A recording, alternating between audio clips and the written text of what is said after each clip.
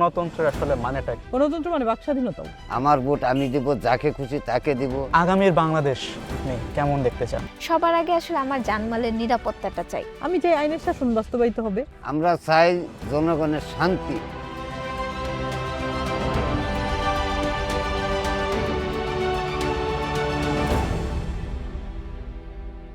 ব্রহ্মপুত্রের পলিমাখা ময়মনসিংহের পুণ্যভূমিতে আজ আমরা সমবেত হয়েছি 3 প্রজন্মের প্রতিনিধি নিয়ে।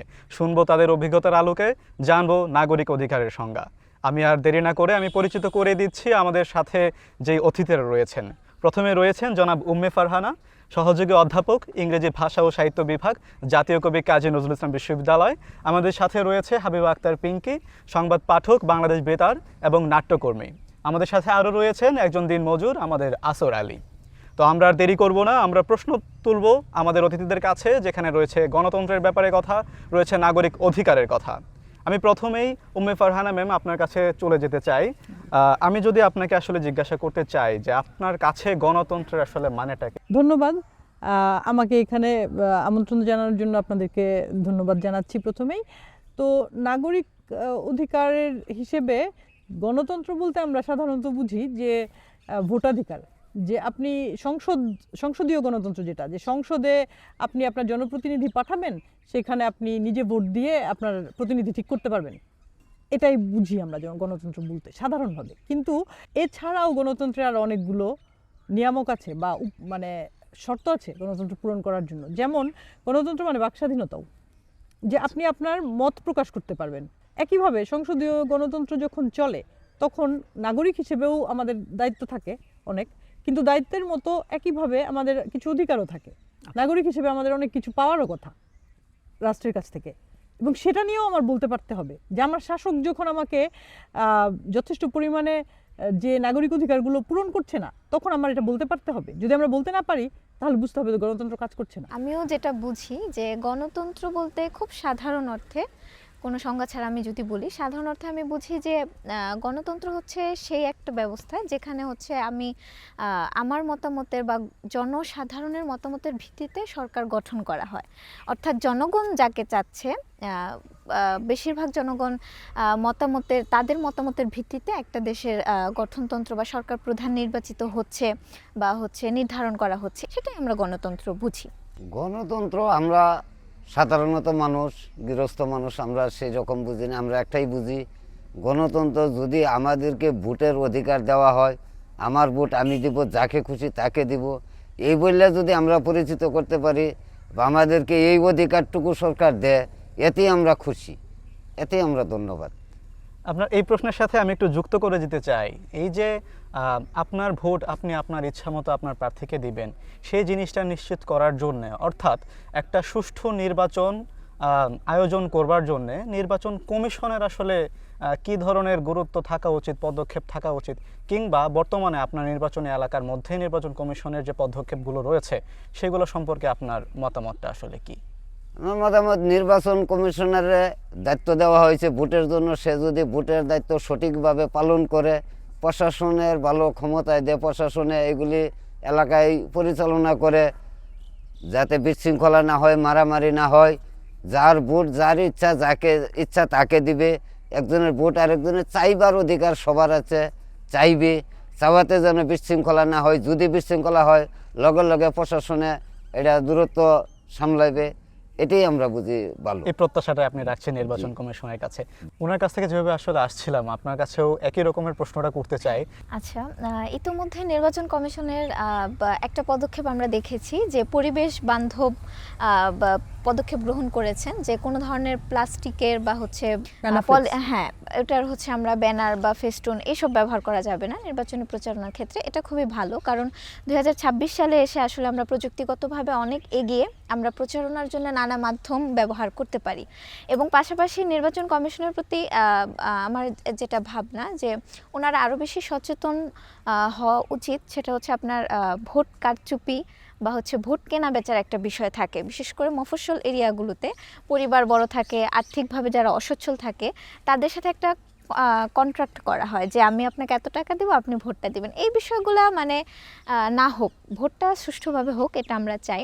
এবং আরও কিছু বিষয় থাকে, আপনার প্রত্যেকটা ওয়ার্ডে যে নির্বাচনী কেন্দ্র থাকে যেখানে গিয়ে ভোটাররা ভোট দেয়, সেখানকার নিরাপত্তার জায়গাটুকু আমার মনে হয় যে নির্বাচন কমিশন সংশ্লিষ্ট যারা আইনি নিরাপত্তার দায়িত্ব থাকেন এটা আরও বেশি জোরদার করা উচিত। কারণ অনেক ভোটাররাই বিগত বছরগুলোতে আমি দেখেছি যে তারা নিরাপত্তাহীনতায় ভোগে, যে আমি যাব, আমি ভোট দিতে যাব, যদি কেউ আমার উপর আক্রমণ করে আমি এর থেকে ভালো আমি ভোটটা দিব না। তো নির্বাচন কমিশনের দায়িত্ব এই জিনিসটা মানে যার ভোটার যেন ভোট কেন্দ্রে এসে সুষ্ঠুভাবে ভোটটা প্রদান করতে পারে সেই নিরাপত্তা নিশ্চিত করা। এবং পাশাপাশি আরেকটা জিনিস আমার কাছে মনে হয় যে কোন প্রার্থী মনোনয়ন পাচ্ছে, কে মনোনয়ন পাচ্ছে না, আদৌ কি যোগ্য প্রার্থী মনোনয়ন পাচ্ছেন কিনা, এবং তার যে আয়ের উৎসটা, একজন সাধারণ শিক্ষক তিনি মনোনয়ন পাচ্ছেন কিন্তু তার আয় আমরা দেখছি যে 50 কোটি টাকা, উনি এত কোটি টাকার মালিক আসলে কিভাবে হলেন। তো এই বৈধতা অবৈধতার বিষয়গুলো আমার মনে হয় নির্বাচন কমিশন যদি মাথায় রাখেন বা স্বচ্ছতা মানে নাগরিকদের কাছে যদি এই বিষয়গুলো স্পষ্ট করে তুলে ধরেন, আমার মনে হয় যে আরও পরিবেশ বান্ধব একটা নির্বাচন আমরা আশা করতে পারি। ম্যামের কাছে যাচ্ছি আমরা। পিঙ্কি আসলে স্বচ্ছতার ব্যাপারটা আসলে বলছিল। তো আপনার জায়গা থেকে যে নির্বাচন কমিশন তার প্রস্তুতির জায়গাতে আরও কী কী পদক্ষেপ আসলে নিতে পারতো, যেটার মাধ্যমে হয়তো বা আমরা আশা করতে পারি নির্বাচন আরও বেশি সুষ্ঠু হবে, আমাদের প্রত্যাশা মতো হবে, সেটা আপনি মনে করছেন? আমার কাছে মনে হয় নির্বাচন কমিশনের নিরপেক্ষ হওয়াটা খুব জরুরি। হ্যাঁ, যে প্রশাসন ঝুঁকে আছে বিশেষ কোনো দলের দিকে, হ্যাঁ নির্বাচন কমিশনও সেই দলের দিকে ঝুঁকে গেল। একজন স্বতন্ত্র প্রার্থী যতজনের সিগনেচার সহ মনোনয়নপত্র জমা দেওয়ার দরকার ততজনের বা তার থেকে বেশি মানুষের স্বাক্ষর জোগাড় করলেন, তারপরেও তার মনোনয়ন বাতিল হয়ে গেল। তো কেন হল, মানে এই জিনিসগুলো কেন হচ্ছে?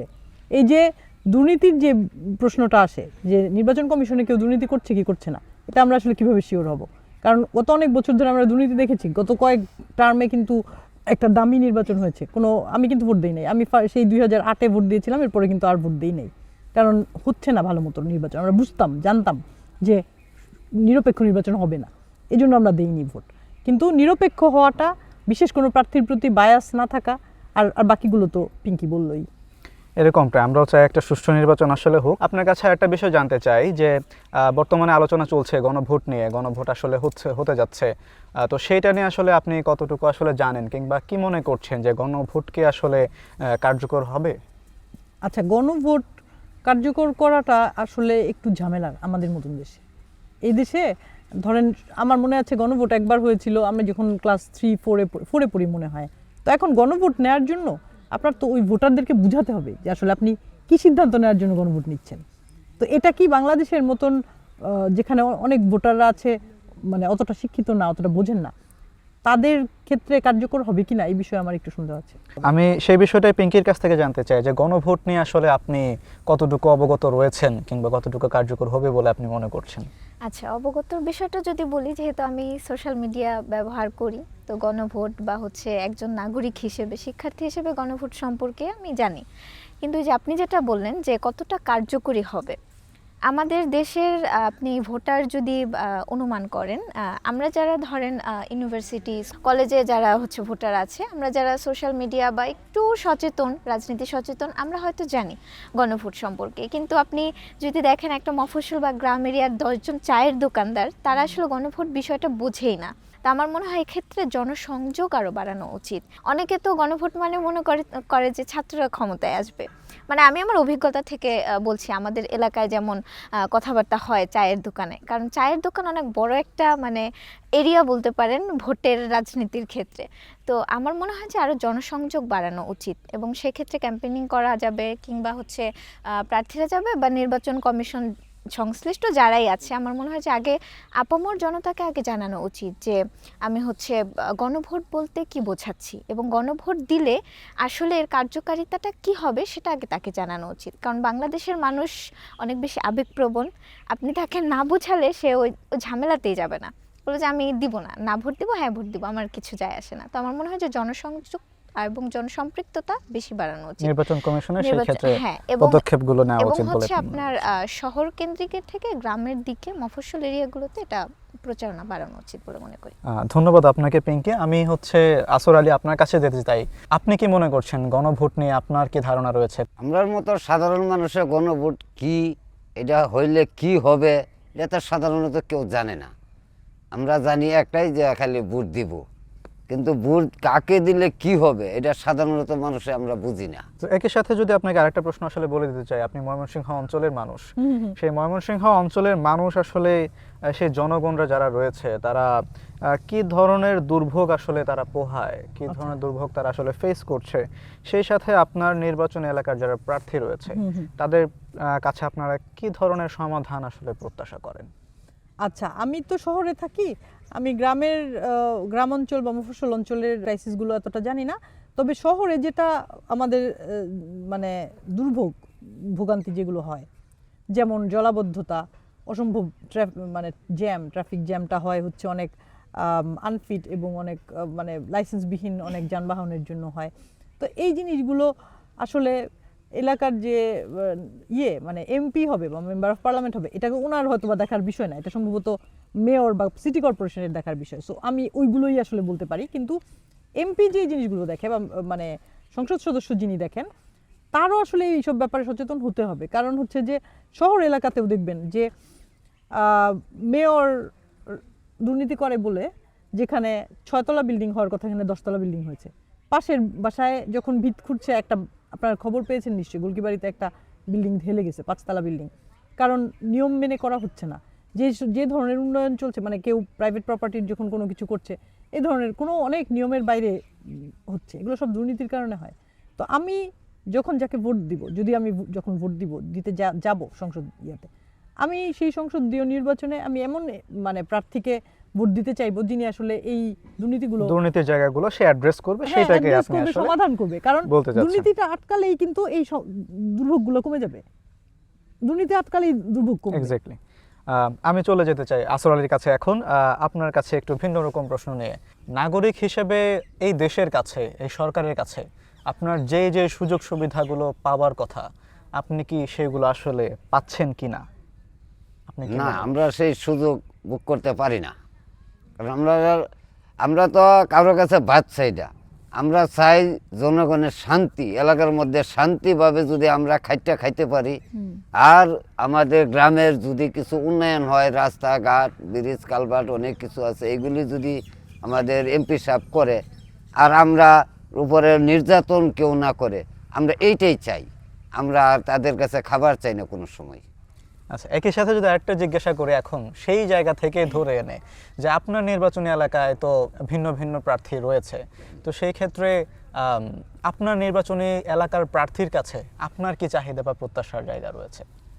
আমার নির্বাচনী এলাকায় আমি প্রার্থীর কাছে চাওয়ার আমার একটাই, যে ভালো একজন প্রার্থী দেখা, যে প্রার্থী আমরা ভোট দিলে সে আমাদের গরিবের হক কাইরা নিবে না, এলাকার উন্নয়ন করবে, ওই রকম প্রার্থীরে আমরা ভোট দিবার চেষ্টা করি। কিন্তু এর মধ্যে কিছু কিছু প্রার্থী আছে টাকার বিনিময়ে ভোট নিয়ে জায়গা। আমরা ভালো মানুষে আমরা যাকে ভোট দেই সে অল্প কিছু ভোট পায়, সে পাস করতে পারে না। যাদের অর্থ বেশি আছে সেরা কিন্তু এই টাকার বিনিময়ে ভোট নিয়ে জায়গা, এরা এমপি হয়ে জায়গা, পরে আমরা দেশে আর কোনো আচার বিচারও পাই না, কোনো কিছুই আমরা। আপনি আপনার এমপির কাছ থেকে, আপনার নির্বাচন এলাকার এমপির কাছ থেকে কি প্রত্যাশা করেন? আপনার জন্য কি করবে, আপনার এলাকার জন্য কি করবে? আমার এলাকার জন্য এমপির কাছে আঙ্গুর চাওয়ার এটাই, রাস্তা করবে, যে আমরা এখান থেকে চলাচল করতে পারি। এরকমও রাস্তা আছে, কাঁচা রাস্তা, আঙ্গুর বৃদ্ধ মুরব্বীরা আছে 80 বছর 90 বছর বয়স, বাড়ি থেকে বাড়িয়ে মসজিদে নামাজ পড়তে যাইতে পারে না প্যাকের জন্য, বাড়িতে কই সময় নামাজ পড়ে কই সময় পড়ে না। এইটা যদি আঙ্গুর এমপি সাহেব এই রাস্তাটুকু মেরামত করে দেয়, যাতে মুরব্বীরা বাড়িয়ে মসজিদে নামাজ পড়তে যাইতে পারে, এতেই আমরা সুখী।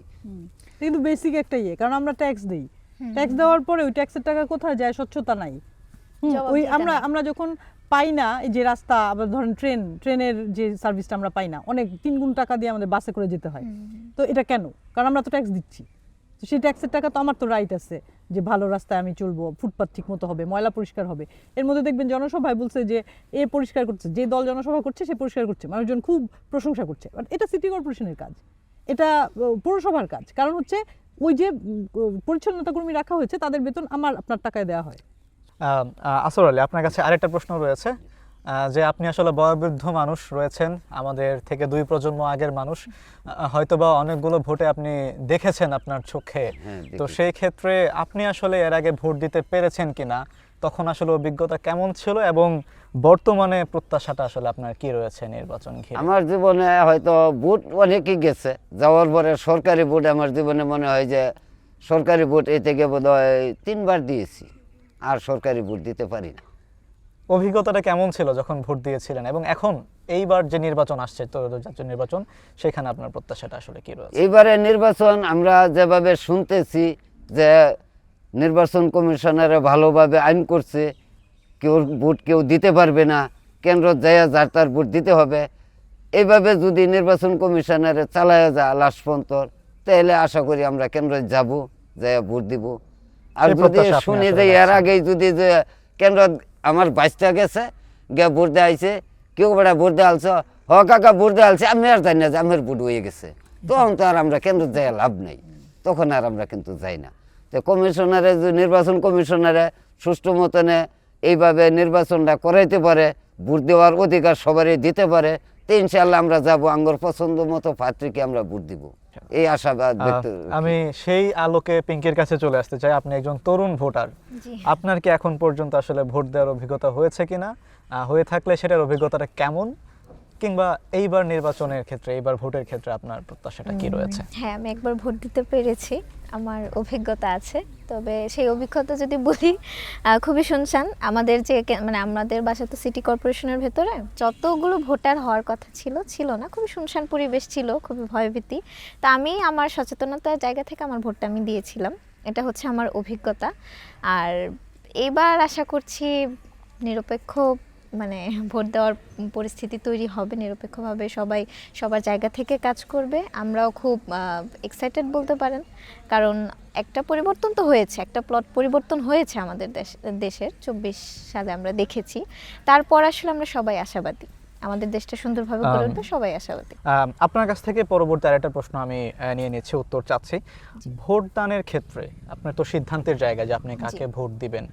আমাদের সিটি কর্পোরেশন আমি যেটা দেখেছি, মানে ঢাকার অনেক কাছে, তো ঢাকার সাথে তাল মিলিয়ে চলার জন্য আমাদের অনেক বাজেট পাস হয়, অনেক বড় বড় বাজেট, এই রাস্তা হবে, ওইটা হবে, শিল্পকলা একাডেমির মঞ্চ হবে, বিভিন্ন প্রজেক্টের হয়, কিন্তু ওইটার টাকাটা আর শেষ পর্যন্ত ওই জিনিসটাও হয় না, টাকাটা যে কোথায় চলে যায় আমরা কেউ জানি না। তো আমার মনে হয় সেই প্রার্থীকে আমি চাই যে আসলে সততার সাথে কাজ করবে এবং সত্যিকার অর্থে উন্নয়নের সাথে যে আসলে যুক্ত থাকবে, এটা আমি চাই, এবং একটা সম্প্রীতির বাংলাদেশ যে বিনির্মাণে ভূমিকা রাখবে। আমি একই প্রশ্ন আসলে চলে যেতে চাই ম্যামের কাছে। ম্যাম, ভোটদানের ক্ষেত্রে আপনার নির্বাচনী এলাকার মধ্যে যে প্রার্থী রয়েছে, তাকে আপনি ভোট দেওয়ার যে সিদ্ধান্ত রয়েছে, সেটা কি কি ভাবে প্রভাবিত হতে পারে, কি কি বিষয় নিয়ে আসলে? আচ্ছা, আমার কাছে যেটা মনে হয় সেটা হচ্ছে যে উন্নয়ন বলতে আমরা লাস্ট 15 বছর শুনেছি উন্নয়ন হচ্ছে অনেক, এবং সেই উন্নয়নগুলো হচ্ছে দৃশ্যমান উন্নয়ন। দেখবেন বড় বড় বিল্ডিং হচ্ছে। হ্যাঁ, এই বড় বিল্ডিং হওয়ার জন্য যে আপনি কতগুলো নদীনালা বা খাল বিল বন্ধ করে ফেলছেন এবং সেই ইকোসিস্টেমটা নষ্ট হয়ে যাচ্ছে, সেখানের যে সাধারণ মানুষ তাদের যে জীবন জীবিকা সেগুলো কীভাবে নষ্ট হচ্ছে, এটা আপনি দেখছেন না। আপনি ঢাকা থেকে নিউজ দেখছেন যে অমুক জায়গায় এত বড় একটা টাওয়ার হয়েছে, এত বড় একটা হচ্ছে গিয়ে যে কোনো পারমাণবিক প্রকল্প বলেন, যাই বলেন, এগুলো মানে এগুলোর কোনো সুদূরপ্রসারী লাভ কি আছে কিনা এটা দেখতে হবে, এটা একটা ব্যাপার। তো এই পরিবেশের ব্যাপারে এইসব ব্যাপার মানুষ চিন্তা করে না, এবং নির্বাচনী প্রচারণায়ও এগুলো কেউ কিছু বলে না সাধারণত। তারপরে আপনি দেখছেন যে ইউনিভার্সিটি হচ্ছে অনেক, সেই ইউনিভার্সিটিগুলো কেমন, সেগুলোর কি মান ভালো কি ভালো না, সেখানে হলের ছেলেমেয়েরা কি পেট ভরে খেতে পায় নাকি পায় না, এই জিনিসগুলো আমরা দেখি না। হ্যাঁ, যেখানে প্রাইমারি এডুকেশনের উপর অনেক বেশি জোর দেওয়ার কথা ছিল, সেখানে প্রাইমারি টিচারদেরকে আমরা দেখি কাফন বেঁধে রাস্তায় বসে আছে। হ্যাঁ, মানে এমপিওভুক্ত হোক বা এরকম। তো এই যে শিক্ষার যে উন্নয়ন হওয়া দরকার, সেটা যে হচ্ছে না, এই ব্যাপারে তো কোনো প্রার্থীকে কখনো বলতে দেখি না। এখন কোনো প্রার্থী যদি বলে যে না আমি প্রাইমারি এডুকেশন থেকে শুরু করে সব এডুকেশন করব, যে শ্রমজীবী মানুষ যারা আছে তাদের জীবন জীবিকার খেয়াল রাখবো, পরিবেশ পরিস্থিতি প্রাণীর খেয়াল রাখবো, এই আতশবাজি ফুটানো এইসব বন্ধ করব, এটা যদি বলে কোনো প্রার্থী, এরকম আমি বলতে দেখি নাই বাংলাদেশে কাউকে। তো এরকম যদি বলে যে সবার জন্য শুধু এক দল মানুষ সুবিধা পাচ্ছে এমন না, যারা সবাই সুবিধা পাচ্ছে, এরকম যদি ম্যানিফেস্টো কোনো থাকে। আমি চলে যেতে চাই আসর আলীর কাছে। আপনার ক্ষেত্রে একই প্রশ্ন থাকবে, আপনার নির্বাচনী এলাকার প্রার্থীর ক্ষেত্রে ভোট দেওয়ার যে সিদ্ধান্ত সেটা কীভাবে প্রভাবিত হতে পারে, কি করলে মনে করেন তাকে আপনি ভোট দিবেন? আমরা ভোট দেবো আমাদের এলাকায় অনেক রাস্তাঘাট আঙ্গন নাই। রাস্তাঘাট যে করে দিবে, বলবে যে আমরা রাস্তাঘাট করে দিব, খালি বললেই হবে না, আবার আমরা খেয়াল করে দেখব যে এই ব্যক্তিরা কি মিথ্যা কথা বলে বা সৎভাবে চলে কিনা, ওইগুলি আমরা দেখব। দেখে ওকেই আমরা ভোট দিব, যে হয় এই ব্যক্তিরে ভোট দিলে এই ব্যক্তি আমার এই কাজগুলি করে দিবে, তাকেই আমরা ভোট দিতে চাই। ঠিক আছে। আমার এলাকায় তো মনে করুন একদম গ্রাম এলাকা, আমরা কিন্তু রাস্তাঘাটেরই কষ্ট পাই বেশিরভাগ। বেশি কষ্ট হয়। আমার এইগুলি কেউ দেখে না। বুড়ের সময় কইয়া বুড় আনে, বুড়টা ফাঁস করে দেই, তারপরে তার আগে বাসা বাড়ি করে আঙ্গর খোঁজ আর নেই না। আবার যখন নির্বাচন আসে তখন আবার আমাদের কাছে যা, ওর সঙ্গে একবারে ফেহার সহগে মুসাফা করা শুরু করে। বুড় দেখালে তারপরে তাদের বাসায় আমরা যাইতে পারি না, আরো 4 জনের বায়া হইয়া যদি কোনো সময় যাইতে পারি, আর নাইলে ওদের বাসায় যেতে পারি। তাহলে- জনপ্রতিনিধিরা মানুষের সঙ্গে যুক্ত নাই, জনপ্রতিনিধি একবার হয়ে যাওয়ার পরে তারা বিযুক্ত আর হয়ে কোনো যায়। খোঁজ খবর থাকে না। তখন আর খোঁজ খবর থাকে না। তাহলে এই সাথে যদি আপনাকে বলি যে খুবই সংক্ষিপ্ত হবে, 1-2 লাইনে হতে পারে, যে আগামীর বাংলাদেশ আপনি কেমন দেখতে চান? আগামী বাংলাদেশ আমরা ভালো দেখতে চাই, এইরকম দেখতে চাই যদি আমাদের বাংলাদেশও খুন খারাপি না হয়, চুরি ডাকাতি না হয়, সন্ত্রাসী না হয়, দর্শন করছে এইগুলা যেন না হয়, এইটাই আমরা চাই। সেই বাংলাদেশ আপনি দেখতে সেই চান? বাংলাদেশ আমরা দেখতে চাই। ম্যামের কাছেও একইভাবে 1-2 বাক্যে আসলে শুনতে চাই আগামী আচ্ছা, বাংলাদেশ। আমি ওই যে দুর্নীতির কথা অলরেডি বলে ফেলছি। আরেকটা হচ্ছে যে ল অ্যান্ড অর্ডার, যে কাকা যেটা বললো ওইটাই, যে এই যে বিচারহীনতার সংস্কৃতি তৈরি হয়েছে, কোনো খুনের, হত্যার, যখন কোনো রকমের রাহাজানি, ডাকাতি, কোনো কিছু কোনো বিচার হয় না। একটা অপরাধ হয়, আপনার সাথে কোনো রকমের কোনো পরবর্তী ফলো আপ নাই, আইনের শাসন বাস্তবায়িত হতে দেখি না। আমি চাই আইনের শাসন বাস্তবায়িত হবে, মানুষের জীবনের সেফটি আগে। আপনি আইনের শাসনটার আইনের কথা শাসন, বলছেন। হ্যাঁ। আমি সবশেষে তরুণের কাছে কেন আসছে, যে আসলে তরুণ হিসেবে পিঙ্কি আপনি আগামীর বাংলাদেশ কেমন দেখতে চান? ইতিমধ্যে দুজন বলেছে আইনি সুরক্ষার কথা, কিন্তু এটার উপরে আমি আবারও জোর দিতে চাই, কারণ আমি আসলে রাত 9টার পর আমি সেফ ফিল করছি না, আমার ভয় লাগে। কারণ আমি জানি যে আমার যদি এই মুহূর্তে আমাকে কেউ অ্যাটাক করে, বা আমি যদি ধর্ষণের শিকার হই, আমি যদি হত্যার শিকার হই, এটার কোনো বিচার হবে না। যে যত বেশি ভাইরাল হয় তার বিচারটা সম্পর্কে আমরা হয়তো একটু জানি, যে খুনি গ্রেপ্তার হয়েছে বা একটা তৎপরতা চলছে, কিন্তু সেই গ্রামের একটা মেয়ে কিংবা একটা ছেলে যখন দিনে দুপুরে যে আসলে গলা কেটে তাকে হত্যা করা হচ্ছে, ওটা আমরা জানি না, তার হত্যার বিচারটা হচ্ছে না। কিংবা একটা দেখা গেছে একজন পেশি শক্তির বলে সেটা মিটমাট করে দিচ্ছে। আমার মনে হয় বাংলাদেশটা নিরাপদ হোক, নিরাপত্তাটা আমরা সবাই চাই, কারণ আমরা আসলে অনেক বেশি নিরাপত্তাহীনতায় ভুগছি। এবং তারপর যেটা আসে আমাদের সাক্ষরতার হার, সম্প্রীতির মেলবন্ধনটা আমি খুব করে চাই। আমি চাই না, আমি এর আগেও বলেছি, যে ধর্ম বিজ্ঞানকে আক্রমণ করুক, বিজ্ঞান শিল্পকে আক্রমণ করুক, আমি সেটা চাই না। শিল্প, সংস্কৃতি, বিজ্ঞান, ধর্ম সব কিছুকে নিয়ে আসলে আগামীর একটা বাংলাদেশ চাই, যেখানে সবাই সবার মতামতকে শ্রদ্ধা করবে এবং আসলে গণতান্ত্রিক একটা দেশ চাই। আমি আপনার মতামতকে সম্মান করব, আপনি আমার মতামতকে সম্মান তার করবেন। মানে আপনি চাচ্ছেন এক গণতান্ত্রিক বাংলাদেশ, একটা নিরাপদ বাংলাদেশ, সেই সাথে চাচ্ছেন যে শিল্প, সংস্কৃতি সবকিছুর একটা সমৃদ্ধির বাংলাদেশ আপনি এবং চাচ্ছেন। আমাদের স্বাস্থ্য খাতে উন্নয়নেরও প্রয়োজন আছে, মানুষ চিকিৎসা পায় না। আমাদের সরকারি হসপিটাল আছে কিন্তু মানুষ চিকিৎসা পাচ্ছে না, এগুলোও একটা ব্যাপার। এটা ভবিষ্যতে যারা ক্ষমতায় আসবেন তাদের এটা খেয়াল রাখা উচিত, যে চিকিৎসা এত বেশি খরচ সাপেক্ষ হয়ে গেছে। শিক্ষা তো আচ্ছা, খাদ্যবস্ত্র, বাসস্থান, চিকিৎসা সবই দরকার, কিন্তু শিক্ষার থেকেও বেশি দরকার চিকিৎসা। চিকিৎসা পায় যাদের লোক আছে, বড় বড় লোক আছে, মামা চাকরি করে, ভাগ্না চাকরি করে, এরা চিকিৎসা পায়। আর আমরার মতো সাধারণ লোক মানুষ গেলে পায় না। পরীক্ষা করতো না, একটা প্রেসিডেন্ট লিখে দিয়ে দিব, ওইখান থেকে ওষুধ কিনে নিয়ে যাবো। ঠিক আছে, আমরা শুনছিলাম আসলে আমাদের 3 প্রজন্মের প্রতিনিধিদের বিভিন্ন ধরনের অভিজ্ঞতা, তাদের প্রত্যাশার কথা। আমরা তাদের সবার কাছ থেকে একই রকম কথা শুনছিলাম সমৃদ্ধির বাংলাদেশের কথা। আমরা আশা করতে চাই, প্রত্যাশা করতে চাই আগামীর বাংলাদেশ হবে সকলের জন্য সমান এবং নিরাপদ। শেষ করতে চাচ্ছি, ধন্যবাদ সবাইকে।